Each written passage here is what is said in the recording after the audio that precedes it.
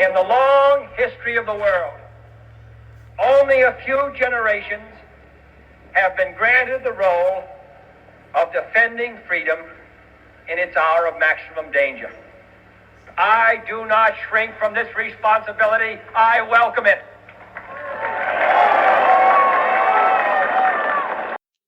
Welcome to Musings of a Cigarette-Smoking Man, a podcast where contemplation meets contrarian thought, and where everyday observations unravel the quietly shifting ideas and tides of society. I'm your host, Stephen Leake, a man who prefers the solitary comfort of a slow-burning cigarette to drown out the noise, a vantage point that allows me to peel back the layers of our rapidly evolving world. This podcast isn't about quick takes or trending topics. Instead, it dives deep, blending personal reflections, historical echoes, and skeptical inquiry into technology, government, and culture. Each episode explores the subtle and often unseen forces shaping the fabric of our lives, from the rise of surveillance societies to the silent march of innovations that alter not just how we live, but who we can become. My style is reflective, deliberate, and even a bit meditative. I often find myself in the crossroads between nostalgia and modernity, blending personal anecdotes with broader analysis. I don't shy away from asking uncomfortable questions or entertaining unpopular opinions. The cigarette in hand is as much of a symbol of quiet rebellion as it is a companion in thought, a steady reminder that some pleasures remain personal in a world rushing towards total transparency. In this spirit, the podcast is a space for listeners who appreciate nuance and depth.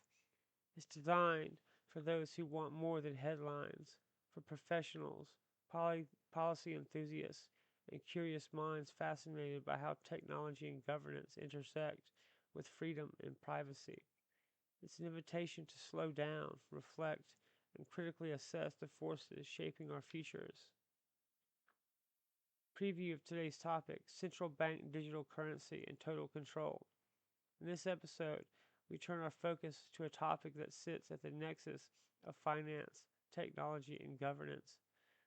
Central Bank Digital Currency, commonly known as CBDC, ostensibly heralded as the next step in modernizing money, promising efficiency, financial inclusion, and a seamless transaction.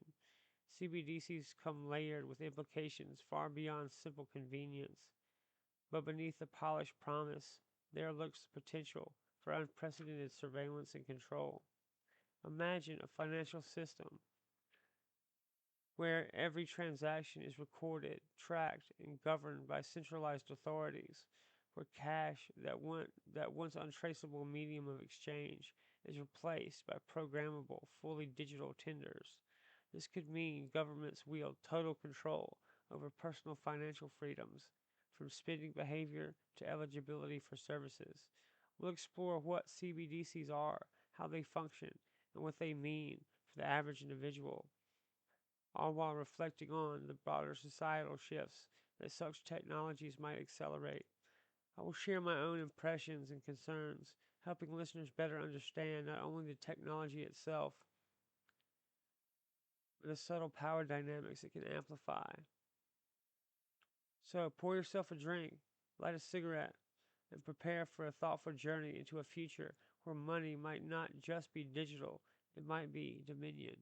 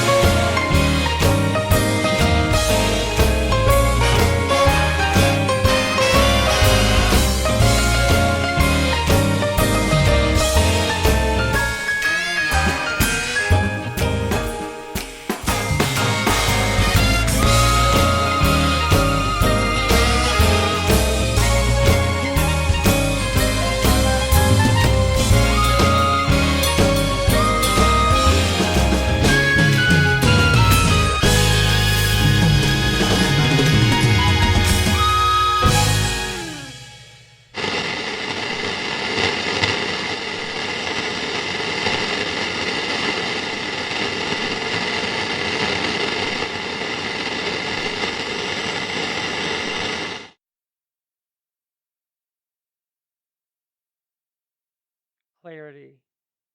In a world saturated with information, bombarded by opinions, and clouded by uncertainty, clarity is not just a luxury, it's a necessity. That's what Monarch Holdings International Incorporated offers the world: clarity in the midst of static and noise. Every day, businesses, entrepreneurs, and creators navigate a relentless barrage: market fluctuations, evolving technologies, competing voices. It's easy to feel lost, overwhelmed, unsure of the next step. The path forward can seem obscured, the right decisions elusive. This is the static that holds potential captive. This is the noise that drowns out innovation. But what if you could cut through that interference? What if you had a partner dedicated to bringing sharp focus to your vision? Monarch Holdings International is an innovative holding company registered in Nevada, built on a foundation of fostering entrepreneurial spirit, championing creativity, and advancing the principles of individual liberty and free markets. We're not just another corporation. We are a diverse ecosystem of ventures, united by a singular commitment to illuminate the way forward. How do we achieve this clarity? Through a potent combination of principled leadership and cutting-edge business intelligence. Our consulting services, for example, leverage the power of advanced tools like IBM SPSS, IBM Watson AI, and Palantir. We transform complex data into actionable, data-driven insights and clear strategic recommendations. This isn't just about numbers. It's about providing you with the profound understanding needed to make informed decisions with confidence, unlocking your potential. Our commitment to clarity and innovation extends across our diverse portfolio, from strategic business, market, and political consulting that empowers enterprises to navigate complex landscapes, to our publishing subsidiary, Monarch Literary Limited, which champions free thought, supports unique voices, and challenges the norm. We invest in technology app development, foster overlooked talent in music production, apparel, and support various freedom-oriented initiatives. Each subsidiary, while distinct, operates under our core values of integrity, collaboration, and innovation. We believe in empowering individuals and businesses to reach their zenith. At Monarch Holdings International, we don't just offer services, we offer a new perspective. We help you filter out the distractions, identify the opportunities, and build a resilient future. We understand that when you see clearly, you can achieve extraordinary things. We are redefining what it means to be a holding company in today's dynamic environment by focusing on what truly matters, unlocking potential and driving meaningful progress through principled leadership. Are you tired of the static, ready to silence the noise and find your focus? Whether you're an entrepreneur with a groundbreaking idea, a business leader navigating market complexities, or an innovator seeking a partner who shares your vision for a freer, more prosperous world, Monarch Holdings International Incorporated is here to help you achieve clarity. It's time to move beyond the uncertainty. It's time to see your path with precision. It's time to unlock your true potential. Discover the difference clarity can make. Visit monarchholdingsinternational.com to explore our subsidiaries, learn more about our comprehensive services, and understand our unwavering commitment to cutting-edge business intelligence and principled leadership. Monarch Holdings International Incorporated, cutting through the noise, delivering clarity, unlocking your potential. Let's begin by pulling back the curtain on this increasingly discussed topic. Central Bank Digital Currency, or CBDC. At its core, a CBDC is essentially a digital form of a country's existing fiat currency. The same dollars, euros, yuan, won, or pounds you're familiar with, but in electronic form, issued directly by the central bank. Think of it this way. Right now, most of the money we use daily isn't physical cash. It exists as balances in commercial bank accounts, deposits. This is commercial bank money, a liability of the commercial bank to you. Cash, on the other hand, is a direct liability of the central bank. A CBDC would be another form of central bank liability, but in digital format accessible to the public, potentially alongside physical cash and commercial bank deposits. The idea is to provide the public with a risk free digital option akin to holding cash, but with the convenience of digital transactions. Central banks globally are exploring this, motivated by various factors, including the decline in cash usage, the rise of private digital currencies like stablecoins and cryptocurrencies, and the potential for greater efficiency in payment systems. Cash versus CBDC, a fundamental shift. For centuries, cash has served as a cornerstone of personal financial autonomy. It's physical, tangible, and crucially in- allows for peer-to-peer transactions without requiring intermediaries or leaving a permanent traceable record accessible by third parties or authorities. To use is, for the most part, anonymous. CBDC represents a fundamental departure from this model. While proponents might argue it offers the safety, quote unquote, of central bank backing similar to cash, its digital nature inherently changes the dynamics. Unlike handing over a physical bill, a CBDC transaction involves digital data. This data, depending on the design of the CBDC system, could be easily tracked, recorded, and potentially analyzed. This is perhaps the most significant divergence from cash from a personal freedom perspective, the shift from relative anonymity to potential ubiquitous traceability. Consider the attributes. Form. Cash is physical. CBDC is entirely digital. Anonymity, privacy.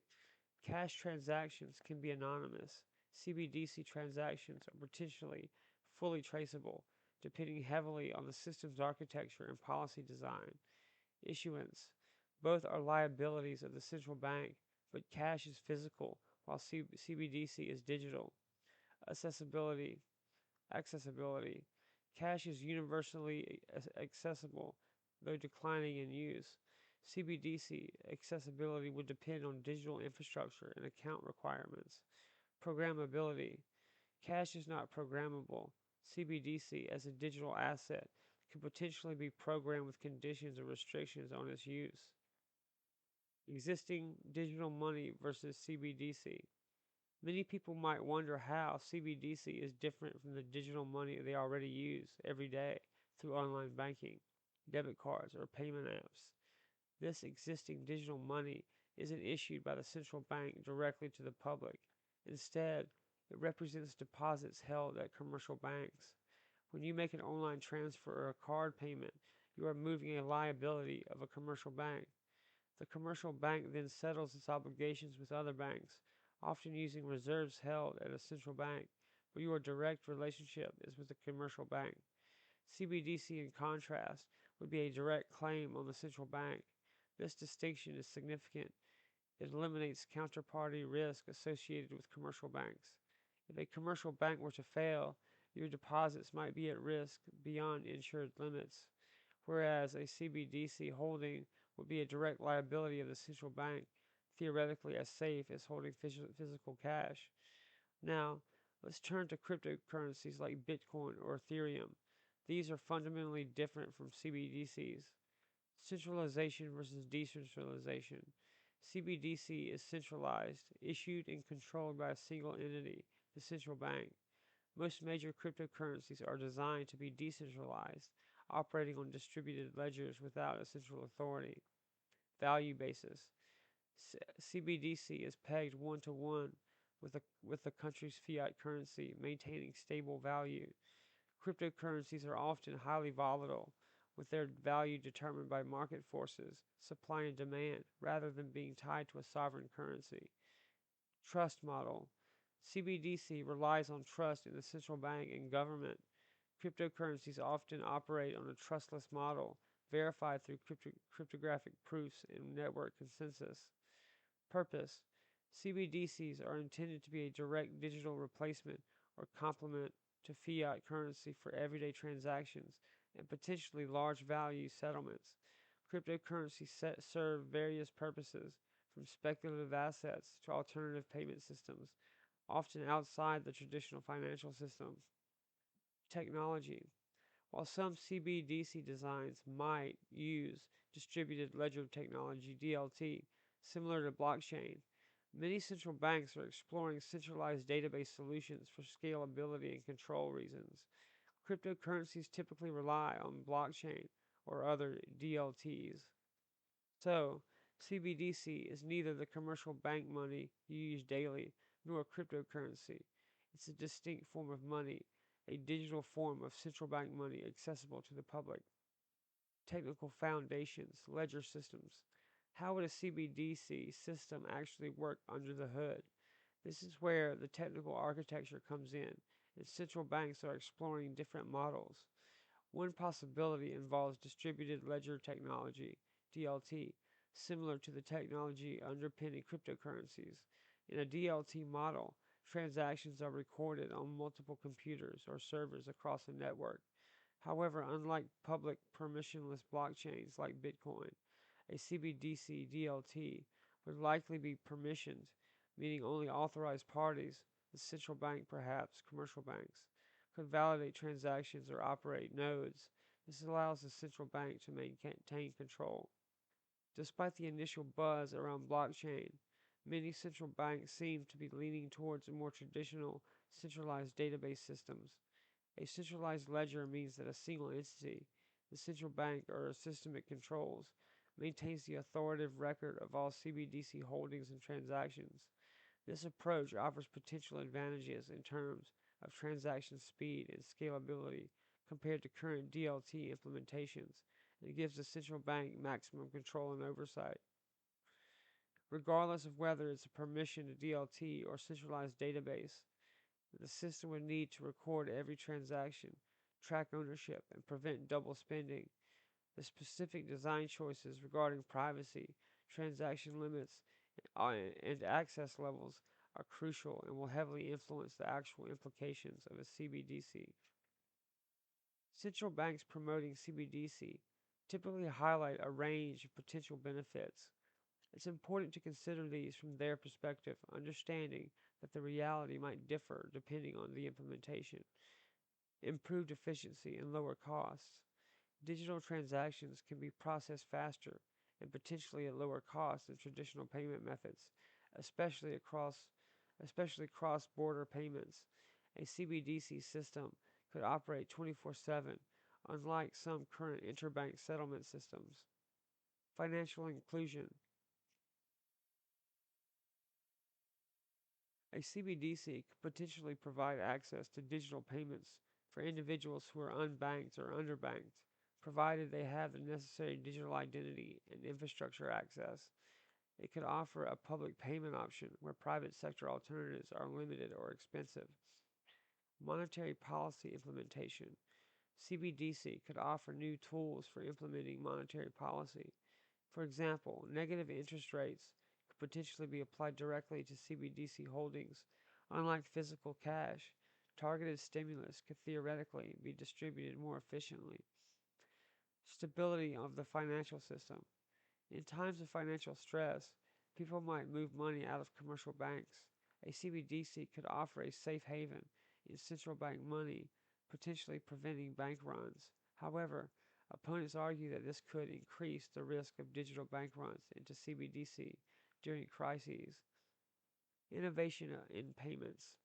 A CBDC platform could encourage private companies to build new payment products and services on top of it, fostering innovation. Combating illicit finance. This is a major point. Because digital transactions are inherently more traceable than cash, a CBDC system could provide authorities with a more powerful tool to monitor transactions, making it harder to evade taxes, launder money, or finance terrorism. Every transaction could potentially be recorded and linked to an identity, maintaining monetary sovereignty.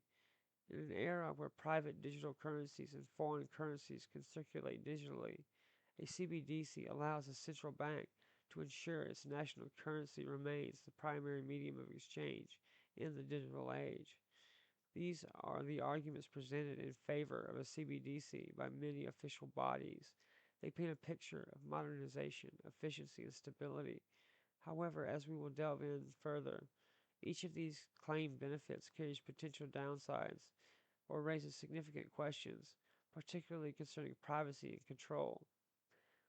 The global landscape, initiatives, and pilots. CBDC is no longer a purely theoretical concept. Central banks around the world are actively researching, experimenting with, and even piloting digital versions of their currencies. The pace varies significantly by country. China, DCEP. China is perhaps the most advanced among major economies, running extensive pilots of its digital yuan across multiple cities. Their approach is centralized and aims for a broad retail use. European Union, Digital Euro. The European Central Bank, ECB, is in an investigation phase, exploring the design and implications of a digital euro. They have emphasized privacy in their design discussions, though the final form is still uncertain. United States digital dollar. The Federal Reserve is conducting research and experiments, but no decision has been made to issue a digital dollar. Various models are being studied, and political debate is significant. Bahamas sand dollar. The Bahamas was one of the first countries to officially launch a retail CBDC, primarily aimed at improving payment efficiency and financial inclusion across its islands. Other countries. Many other nations, including the UK, Canada, Japan, Sweden, and numerous developing economies, are in various stages of research, consultation, or pilot programs. Some are exploring wholesale CBDCs for interbank use, while others focus on retail CBDCs for public use or both. This global activity underscores that CBDC is a serious consideration for the future of money. Each country's approach is shaped by its unique economic, social, and political context. Understanding these initiatives is crucial for grasping the potential global impact of this shift. In summary, a CBDC is a central bank issued digital form of national currency, distinct from physical cash and existing commercial bank digital money or cryptocurrencies. It involves a centralized or permissioned ledger system and is being explored globally for reasons ranging from efficiency and inclusion to monetary policy control and combating illicit finance. The technical choices and policy decisions surrounding its implementation will determine its true nature and its profound implications for individuals. Historical context, central banking, and control mechanisms. To truly grasp the potential implications of central bank digital currencies, we must first look backward. Money and its control has always been intertwined with power, from ancient kings hoarding gold to modern central bankers settling interest rates. Those who control the currency wield significant influence over society. CBDC isn't appearing in a vacuum. It's the latest chapter in a long unfolding story of governments seeking to manage, direct, and ultimately control the flow of wealth. The genesis of central banking and monetary authority. The concept of a central bank, as we understand it today, emerged over several centuries, born largely out of the need to finance government activities, manage national debt, and bring some semblance of order to often chaotic monetary systems. Before central banks, money was a patchwork of gold coins, silver coinage, and promissory notes issued by various entities, often leading to instability, inflation, and outright fraud. The Bank of England, founded in 1694, is often cited as an early model, initially created to raise funds for war against France. Its role evolved, becoming the government's banker and the issuer of banknotes, slowly consolidating monetary power. The key shift here was a move towards a unified national currency system. The centralization replaced fragmented local or private money with a single state-backed standard. This wasn't just about convenience, it was about asserting sovereignty and control over the nation's economic life. It allowed governments to collect taxes more efficiently, manage national finances, and later influence economic cycles through monetary policy. From tangible to trust based currency. For most of its history, money was tangible and had intrinsic value, or was directly convertible to something that did, like gold or silver. This was the era of commodity backed money. A gold coin was valuable because of the gold it contained. A banknote was valuable because it was a promise to pay a certain amount of gold or silver upon demand. The 20th century saw a fundamental transformation, the move to fiat currency. Fiat money is not backed by a physical commodity, but by the trust and decree of the government that issues it. Its value is derived from the collective belief that it will be accepted as a medium of exchange and a store of value. The abandonment of the gold standard, largely completed globally by the 1970s, removed the last significant physical constraint on money creation by central banks. This transition from commodity backed to fiat money dramatically increased the power of central banks and governments.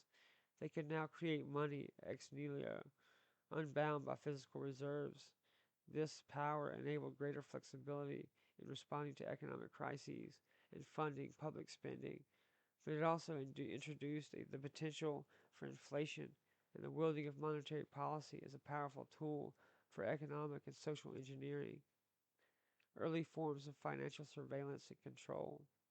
Even in eras dominated by physical cash, governments sought ways to track wealth and transactions, primarily for taxation and law enforcement. Early methods were rudimentary, census taking, property records, and later, requirements for banks to report certain large transactions or suspicious activities.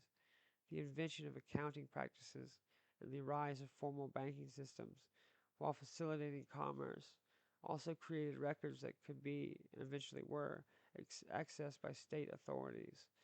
Consider income tax, which became widespread in many countries in the early to mid 20th century. Implementing and enforcing income tax required mechanisms to track income and wealth flows.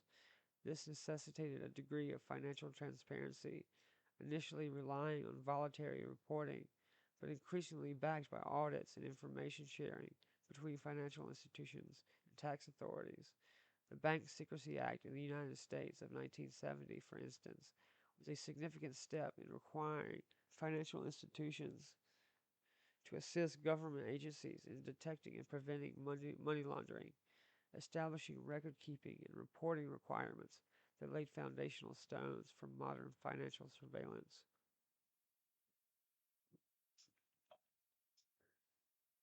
These measures, while often justified by combating crime or ensuring tax compliance, represented an incremental increase in the state's ability to peer into the financial lives of its citizens. Physical cash remains the primary medium for anonymous transactions, offering a degree of privacy that existed outside these emerging systems of financial record keeping. The march towards digital, from wire transfers to electronic payments. The post World War II era saw the slow but steady digitization of finance.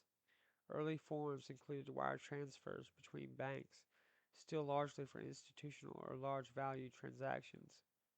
The real shift for the average person began with the widespread adoption of credit cards in the later half of the 20th century, followed by debit cards, ATMs, and eventually online banking and payment systems like PayPal. Each of these innovations, while offering convenience, chipped away at the dominance of physical cash and increased the digital footprint of financial activity. When you pay with a card or online, a record is created. This record includes who paid, who received, how much, when, and where. This data is collected and stored by banks, payment processors, and increasingly tech companies. While not directly controlled by the government in real time, this vast repository of transaction data is accessible under various legal frameworks for law enforcement, tax purposes, and increasingly for commercial analysis.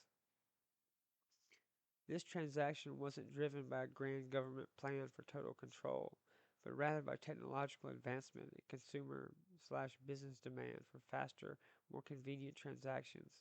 However, An undeniable side effect has been the exponential growth in traceable financial information. Cash usage has declined in many developed countries, making a larger proportion of economic activity visible within the digital realm. The modern era, combating illicit finance and capital controls. In recent decades, the fight against money laundering, terrorism financing, and other illicit activities has provided a powerful impetus for governments to demand greater transparency and control over financial flows.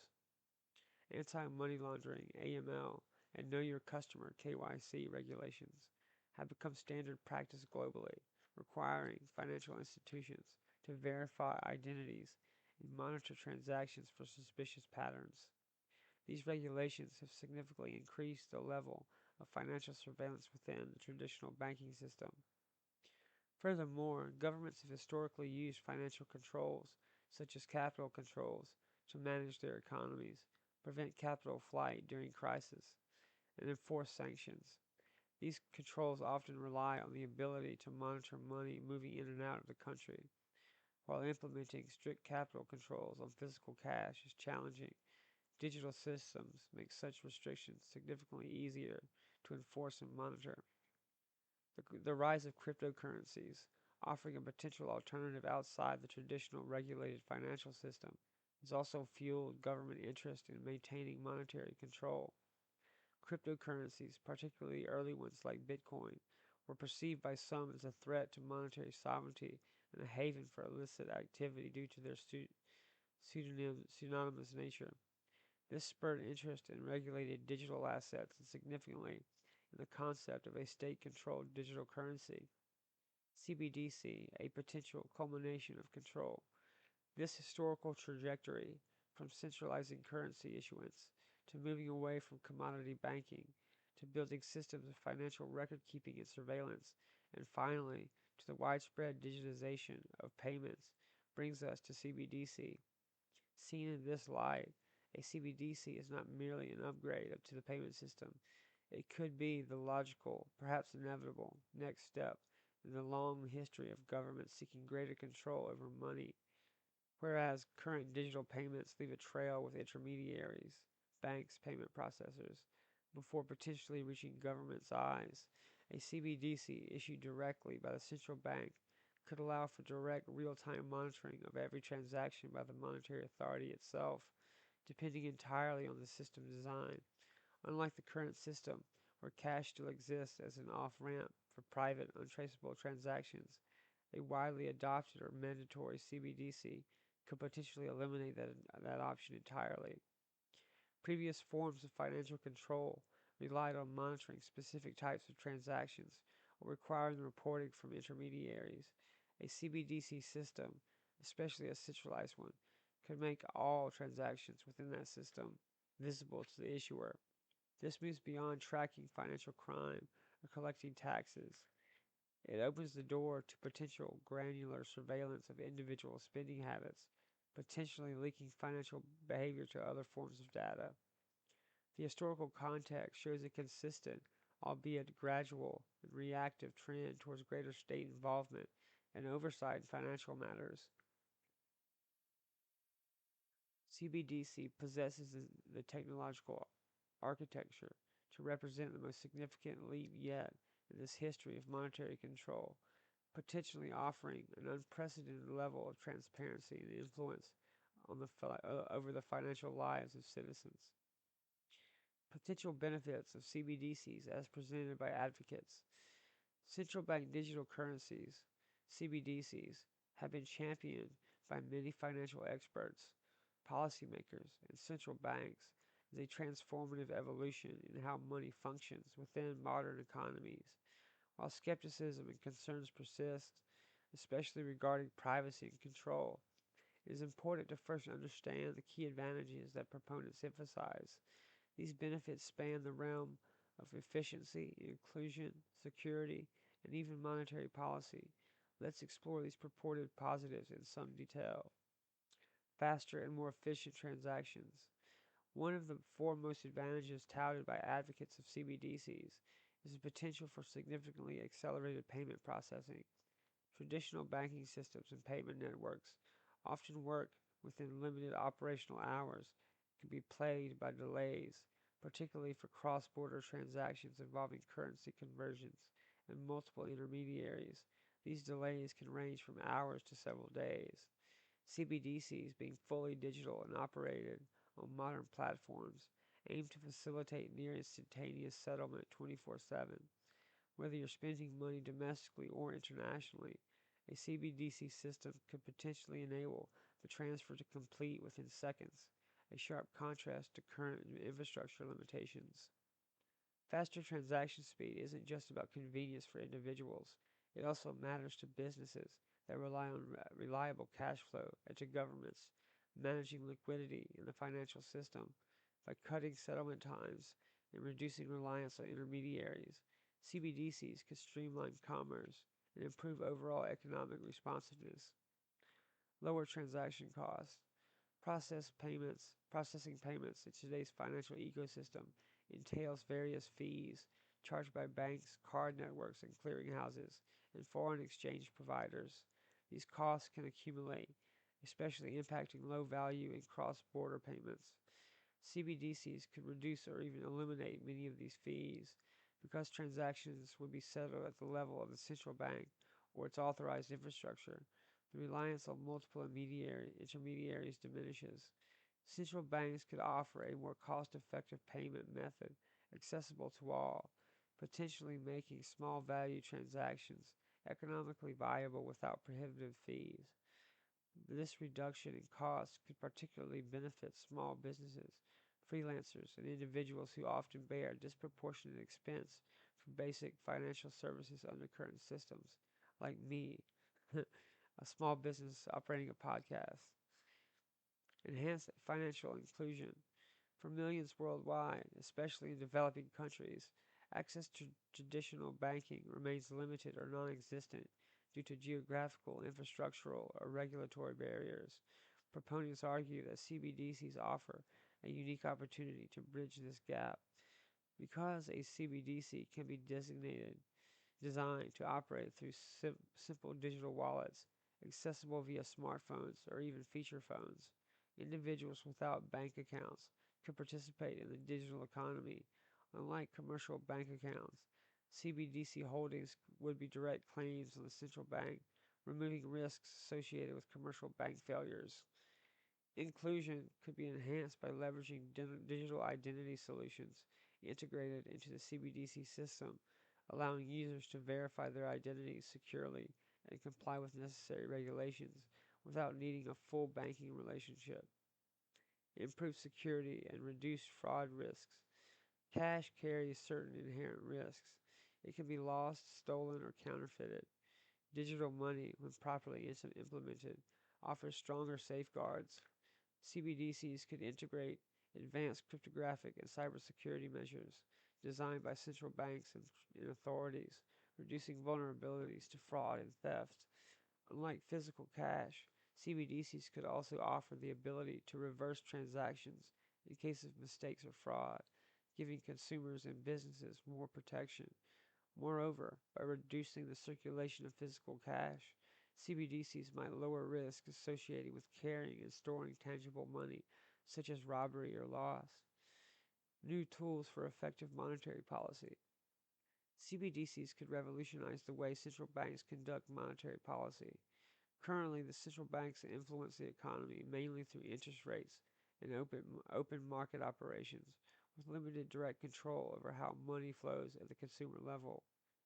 With CBDCs, authorities could have more precise mechanisms, for example, negative interest rates. Unlike physical cash, which people can hold to avoid negative rates, CBDC holdings could be subject to negative interest to encourage spending and stimulate the economy during recessions. Targeted stimulus. Governments could directly credit digital wallets of citizens during economic crises, delivering relief rapidly and efficiently without depending on either intermediaries or complex distribution systems. Dynamic monetary tools. Central banks might adjust money supply or incentivize certain types of spending through programmable CBDC features. Such tools could make monetary policy more nimble, effective, and responsive to real time economic conditions. reducing dependence on cash. Cash usage has steadily declined in many countries due to digital payments, convenience, and technological advances. CBDCs are viewed by proponents as a natural successor to physical cash, preserving the central bank's role, providing the benefits of digital currency. This shift away from cash carries several advantages. Lower costs of currency management. Physical cash entails significant costs for printing, distributing, and securing, all borne by governments and sometimes banks.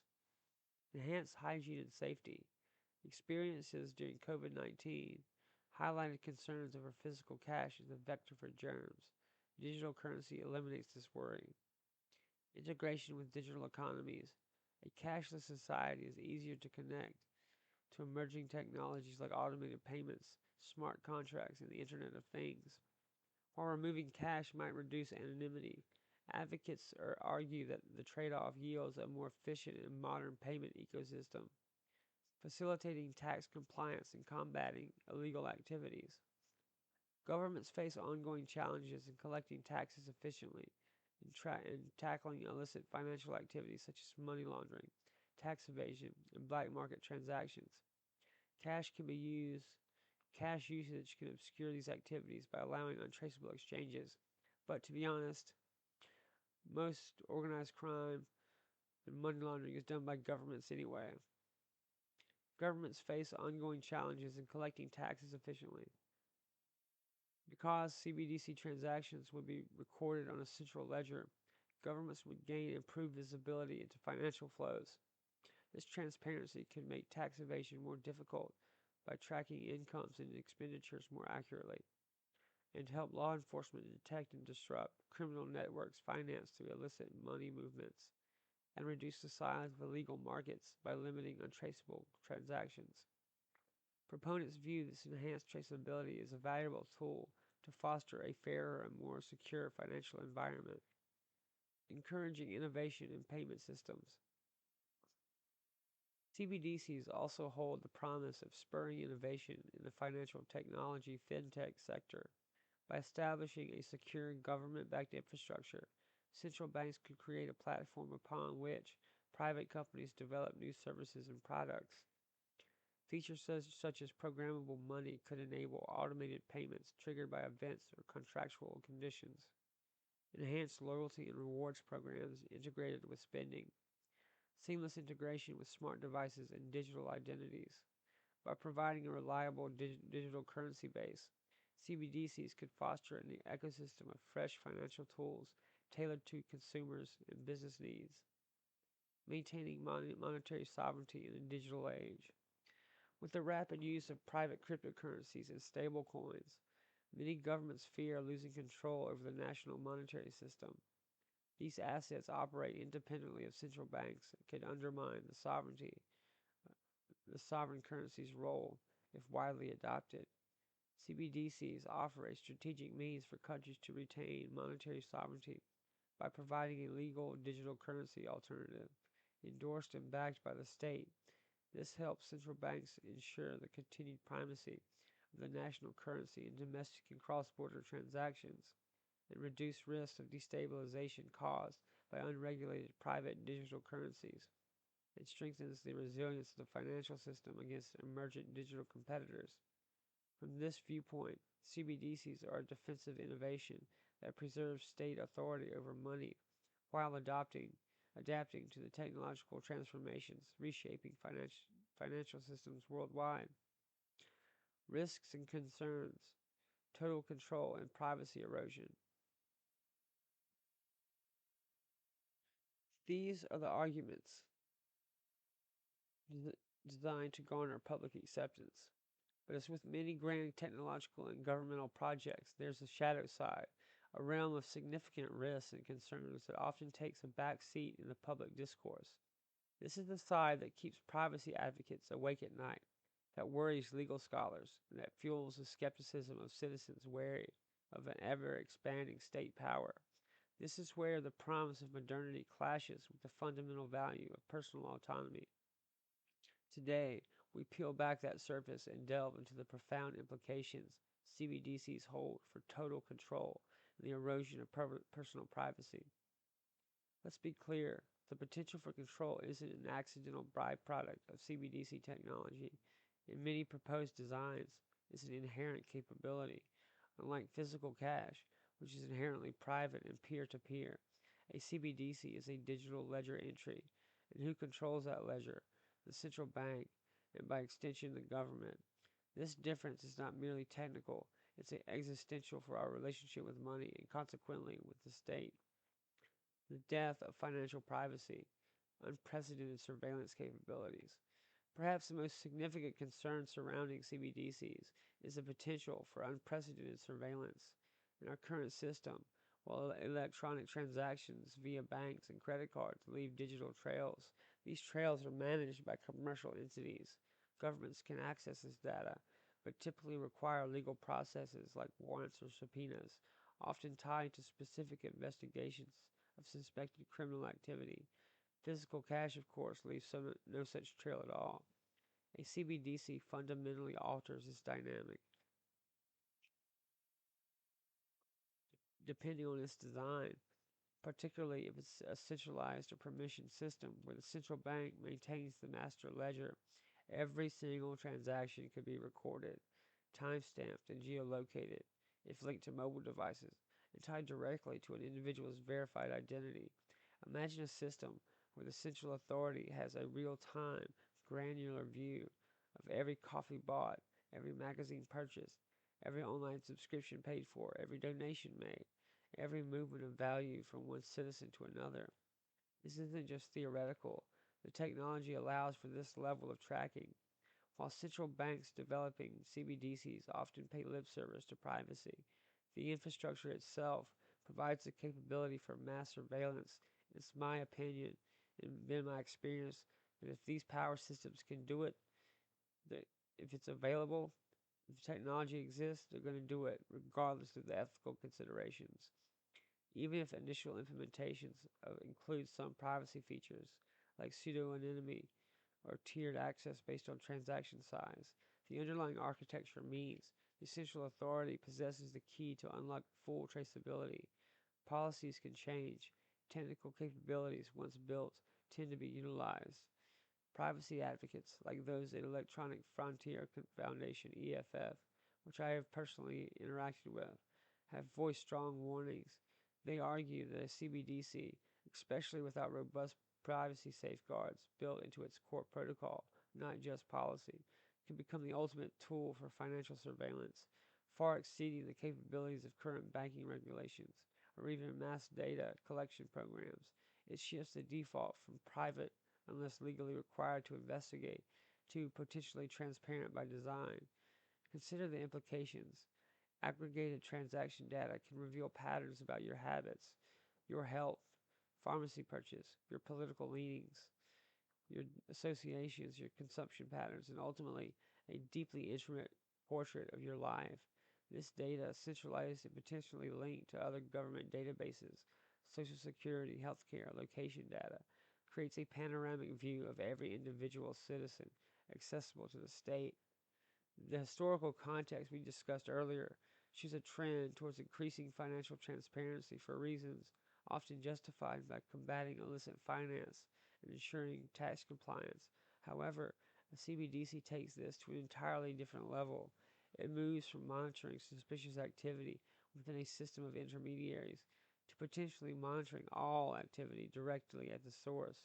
This level of ubiquitous surveillance is unprecedented and represents a fundamental challenge to the concept of a private sphere, which is essential for personal freedom and autonomy. Governmental overreach, the programmable and controllable currency. Beyond surveillance, CBDCs introduce the potential for active control over how citizens use their money. This comes primarily through a concept of programmable money. Because a CBDC is a digital token or ledger entry under the central bank's control, conditions or rules can theoretically be embedded within the currency itself or applied to individual wallets or transactions. Imagine money issued with an expiration date. Use it or lose it, designed to stimulate spending during economic downturns. While perhaps economically justifiable to some, This removes individual control over savings and investment horizons. It dictates consumption patterns from the top down. The potential for more granular control is even more concerning. Hypothetically, a government could program money to be usable only for specific types of purchases, i.e., food and utilities, but not luxury goods, or only in specific locations, or contingent upon certain behaviors. While proponents might frame this positively, perhaps for targeted welfare distribution, such as food stamps with programmable money, the same capability can be weaponized. Censorship of transactions. Governments could block payments to individuals, organizations, or even types of businesses deemed undesirable. Donate to a political opposition group.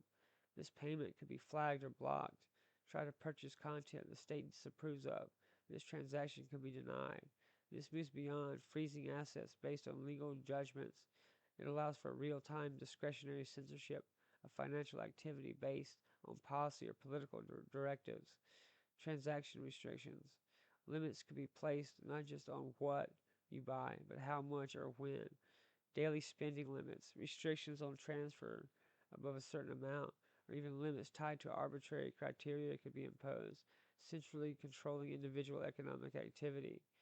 Punitive monetary measures. CBDCs could facilitate instant automated penalties. Fines could be debited directly from your digital wallet. Taxes could be collected automatically. In a more dystopian scenario, access to funds could be restricted or reduced based on non financial compliance.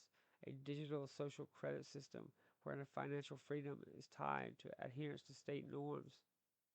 This level of programmability and control represents a fundamental shift from the concept of money as a neutral medium of exchange. Money becomes a tool that can be wielded, shaped, and restricted by the issuer based on a myriad of potential criteria, potentially extending far beyond traditional financial regulations into areas of personal behavior and political expression, eliminating the off ramp, the end of cash and financial autonomy. A critical part of the concern is what happens to physical cash in a world with CBDC. Proponents often claim CBDC will coexist with cash, offering it as just another option. However, the economic forces and policy incentives could easily push towards a cashless society. Digital is often framed as more convenient, more efficient, and necessary to combat illicit activity. As cash infrastructure is removed, fewer ATMs, businesses refusing cash, and as policies potentially disincentivize and restrict cash use, it could effectively disappear as a medium of exchange for most people. The elimination of cash removes the last bastion of truly private financial activity. Cash allows individuals to transact without leaving a digital trace, without requiring a permission from an intermediary, and without the possibility of a central authority monitoring or blocking the exchange. Is it it is the financial off-ramp from the traceable digital system. Legal experts and civil liberties advocates highlight the importance of cash for personal freedom. It protects vulnerable populations who might lack digital access or identity. It allows individuals who support causes or purchase goods without fear of being tracked or penalized.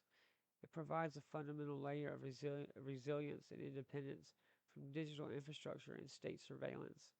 A mandatory or near mandatory CBDC environment, coupled with the demise of cash, would leave citizens entirely within a system where every financial action is potentially visible and controlled by the state. Perspectives from privacy advocates, legal experts, and concerned citizens. These aren't merely theoretical fears. They are active concerns raised by individuals and groups dedicated to protecting civil liberties. Privacy advocates. Organizations like the EFF, the ACLU, and others globally have consistently warned that without stringent privacy protections, like true anonymity mechanisms, which are complex to implement in a centralized system, CBDCs could become instruments of mass surveillance. They emphasize that the design of the system is paramount and that default traceability should be rejected in favor of privacy preserving architectures. Legal experts. Scholars in constitutional law and digital rights question the legal framework surrounding CBC data. Who owns the data? Under what circumstances can it be accessed? What protections are there against its abuse by authorities? They argue that traditional privacy laws designed for physical or less granular digital systems may be insufficient to protect citizens in a pervasive CBD environment. The potential for warrantless access to a complete financial history is a major constitutional concern in many jurisdictions. Citizens and civil society groups. Across the political spectrum, individuals and groups concerned about government overreach view CBDCs with deep suspicion. They worry about the potential for social control, the ability of the state to penalize dissenting voices through financial means, and the fundamental loss of economic freedom and autonomy that comes with a fully traceable and programmable currency. Rallies and petitions against CBDC adoption often cite concerns about surveillance and control as primary motivations. These perspectives underline a core tension: the perceived benefits of efficiency and control for the state versus the potential costs in terms of individual freedom and privacy. Skeptics argue that claimed benefits, while real in isolation, do not outweigh the risk posed by concentrating such immense financial power and surveillance capability in the hands of the government. The debate isn't just about money as a medium of exchange, it's about money as a tool for exercising freedom, the ability to spend, save, and invest without constant oversight, the ability to support causes anonymously, the ability to simply exist and transact outside the watchful eye of the state. These are fundamental aspects of liberty that cash has traditionally provided. A CBDC system, if not designed with absolute and verifiable privacy as a non negotiable core feature, threatens to extinguish these liberties, paving the way for a level of total control previously only imaginable in dystopian fiction. How CBDCs could facilitate total control in society. This isn't about mere inconvenience to minor adjustments to how we transact. The technical architecture and centralized nature of many proposed CBDC designs possess inherent capabilities that could, if leveraged by authorities, become potent tools for monitoring, conditioning, and even restricting individual behavior through financial means. It represents a potential shift from government oversight aimed at preventing crime to systemic control over everyday economic life. This section explores the specific mechanisms through which CBDCs could enable such overreach, delving into hypotheticals and connecting these potentials to the broader themes of societal control. Programmable money and dictated spending. One of the most frequently discussed and perhaps most alarming capabilities of CBDCs is the concept of programmable money. Unlike physical cash or even digital currencies balances in commercial banks, a CBDC, being purely a digital construct under the central bank's control, can potentially have rules and conditions embedded within it or applied to its use. What does programmable money mean in practice? It means the money itself can be designated to behave in specific ways, dictated by the issuer. Consider these hypothetical scenarios. Expiration dates. Money can be programmed with an expiration date. Funds might need to be spent within a certain time frame, where they lose value or become inaccessible. This could be framed as an economic stimulus tool during a recession, forcing spending to boost demand. However, it fundamentally removes an individual's freedom to save or invest their earnings according to their own long-term plans, dictating consumption patterns from a central authority. Restricted use cases. A CBDC could be programmed to be spent only on specific goods or services. Imagine funds designated for essential items, groceries or utilities, but not for non-essential purchases, entertainment, travel, certain types of food. This could be implemented for welfare payments, analogous to digital food stamps, but potentially applied for more broader control to regular income, but gives the state granular control over what citizens buy with their money. Extending this, money can be restricted based on location or even time of day. Conditional spending based on behavior. This moves into the realm of social engineering. Hypothetically, access to certain funds or the ability to make certain transactions could be conditioned on non financial compliance, paying a fine, attending a mandatory training, meeting a health requirement, or even adhering to social or political norms could become prerequisites for accessing or spending parts of one's digital currency holdings. The capability for programmability transform money from a neutral medium of exchange into a tool for shaping behavior. It allows the issuer, the state, to influence or directly control individual economic decisions in ways previously impossible. While proponents might present benign use cases, the underlying technical capability is a powerful lever for economic and social control. It fundamentally undermines the idea of fungibility, that one unit of currency is interchangeable with any other and can be used as its holder sees fit. Conditional transactions and behavioral control.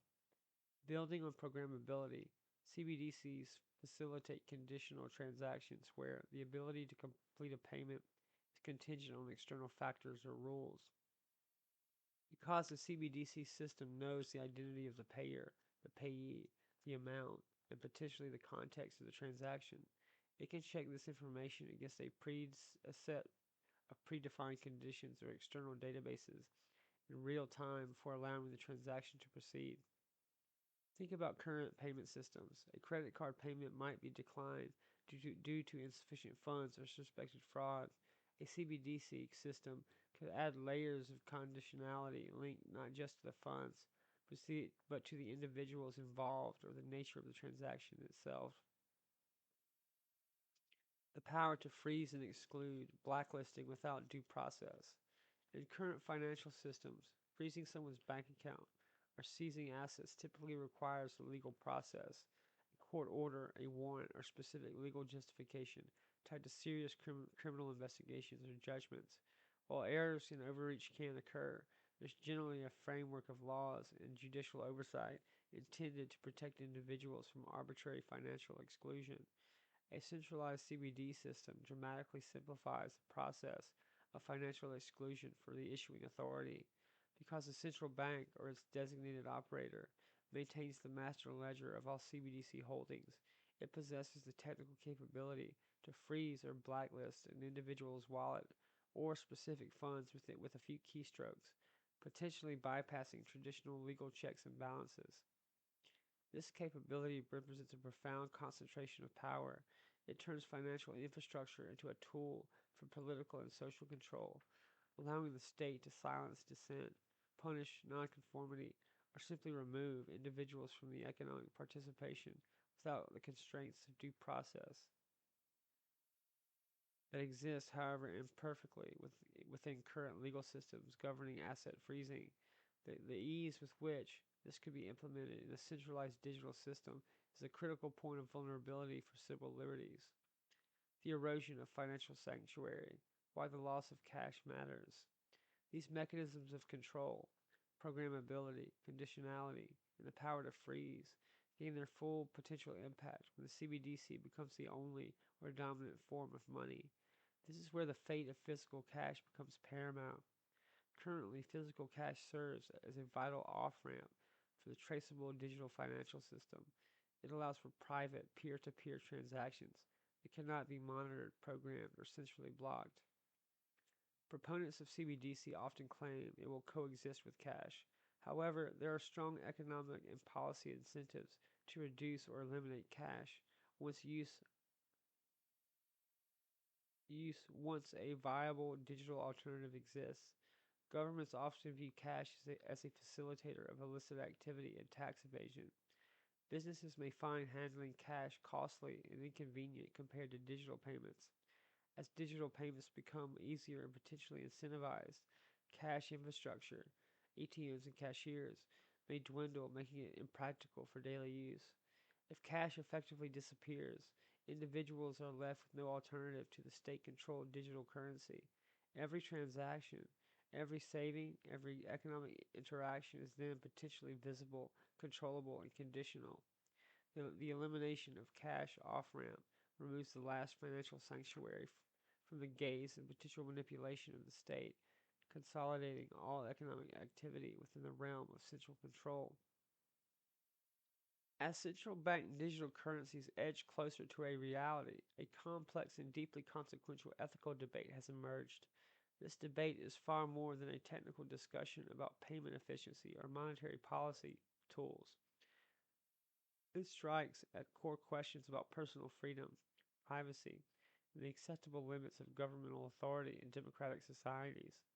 The introduction of CBDCs has galvanized a range of citizen reactions, public protests, and intellectual arguments, sparking a necessary conversation about how we as individuals and communities want to relate to money and to the state in the digital age.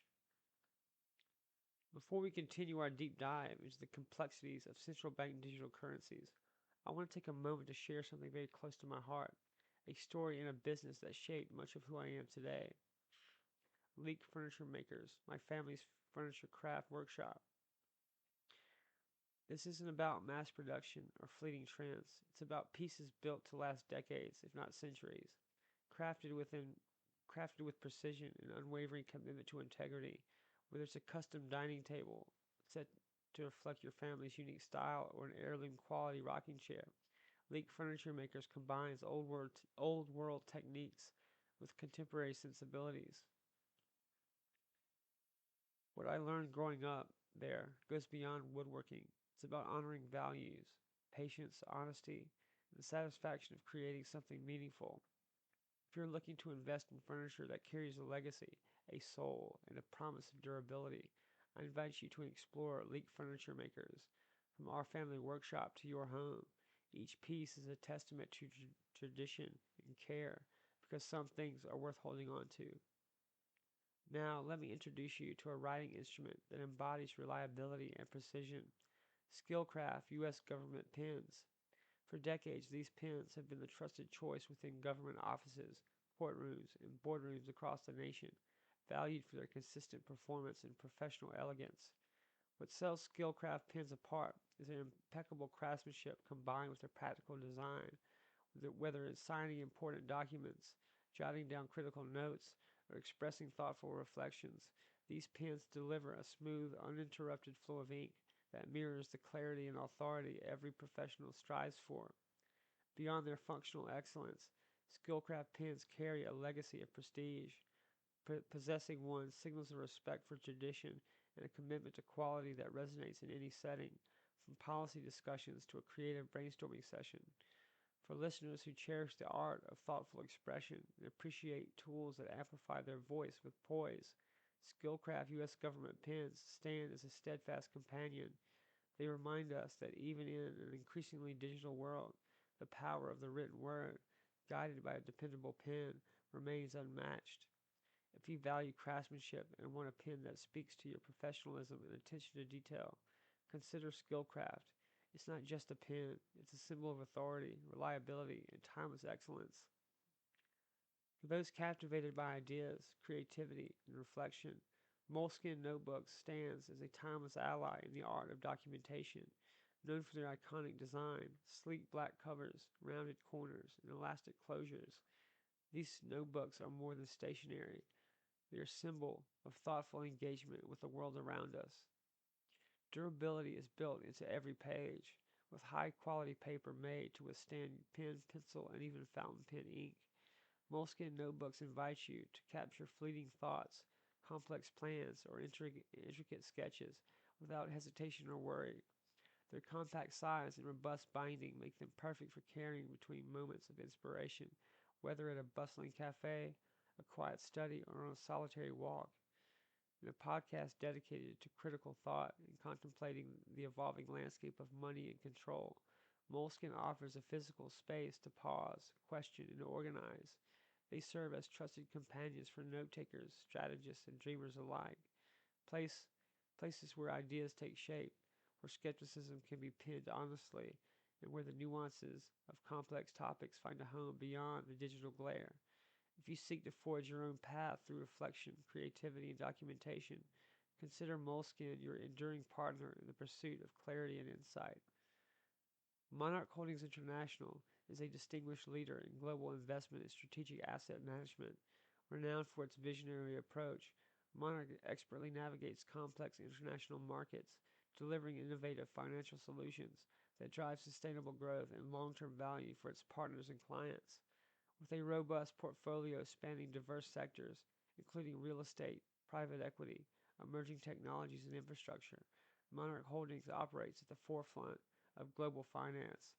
Their expert team combines deep market insight with disciplined risk management to identify high impact opportunities in dynamic environments. At the core of Monarch's philosophy is a commitment to integrity, transparency, and strategic leadership. They prioritize building enduring relationships grounded in trust, recognizing that thoughtful stewardship and adaptive vision are essential in today's rapidly shifting economic landscape. Monarch Holdings International, their influence extends beyond investment returns. They actively contribute to shaping policy discussions on financial innovation and economic development worldwide. By bridging capital and expertise, Monarch empowers businesses and communities to unlock potential and navigate the future with confidence. For investors and partners seeking a trusted ally with a global perspective and a forward thinking mindset, Monarch Holdings International stands as an exemplary institution, leading with purpose, execution, and steadfast commitment to excellence. As we navigate the complex and evolving landscape of central bank digital currencies, staying informed and engaged is not only prudent, it's vital. The future of money, privacy, and freedom hangs in the balance, shaped by decisions made today by governments, institutions, and citizens alike. For every listener of Musings of a Cigarette Smoking Man, I encourage a proactive approach to not only understand the technology and policy, but to actively participate in the conversation and decision making processes that will define this digital era. Practical steps for staying informed. In a world, the world of CBDCs is vast, interdisciplinary, and often obscured by technical jargon and policy complexity, but staying informed can be approachable if you know where to look and which sources to trust. Here are some practical ways to remain current and critically engaged. Follow central bank publications. Many central banks publish regular updates, reports, and consultation papers on CBD progress and research. For example, the Federal Reserve, European Central Bank, and Bank of England maintain accessible websites and newsletters. Keeping an eye on these primary sources provides direct insight into intentions, designs, and ongoing debates. Read independent research and analysis. Academic papers, think tank reports, and investigative journalism often offer balanced perspectives, highlighting potential risks alongside benefits. Institutions like the Bank for International Settlements (BIS), MIT Digital Currency Initiative, and privacy advocates such as the Electronic Frontier Foundation provide high-quality resources. Listen to diverse voices. Podcasts, webinars, and panel discussions from experts across finance, technology, law, and civil liberties broaden understanding. Engaging with contrasting views sharpens critical thinking and helps identify underlying assumptions and value judgments. Subscribe to newsletters and alerts. Specialized crypto or financial technology newsletters often cover CBDC developments in real time, distilling complex news into digestible summaries. Engage on social media thoughtfully. Platforms like Twitter or LinkedIn host active conversations. Following reputable experts and institutions provides updates, but beware of misinformation. Always cross-reference facts. As we draw this episode of Musings of a Cigarette Smoking Man to a close, it's worth pausing to reflect on the complex and multifaceted story we've unraveled about central bank digital currencies, CBDCs. We began by exploring their fundamental nature, a digital representation of national currency issued by central banks, promising innovation, efficiency, and financial inclusion. Indeed, from the perspective of modernization, CBDCs could streamline transactions, foster greater access to financial services, and equip monetary authorities with new tools to manage economies more responsibly. Yet these promises come intricately entwined with profound risks and challenges. Beneath the surface of convenience lies a potential redefinition of financial privacy, where every transaction may be observed, recorded, and controlled by centralized authorities.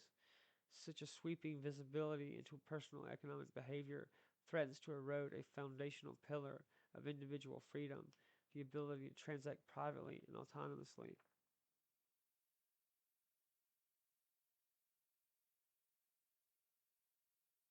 Your role as a listener and thinker is powerful.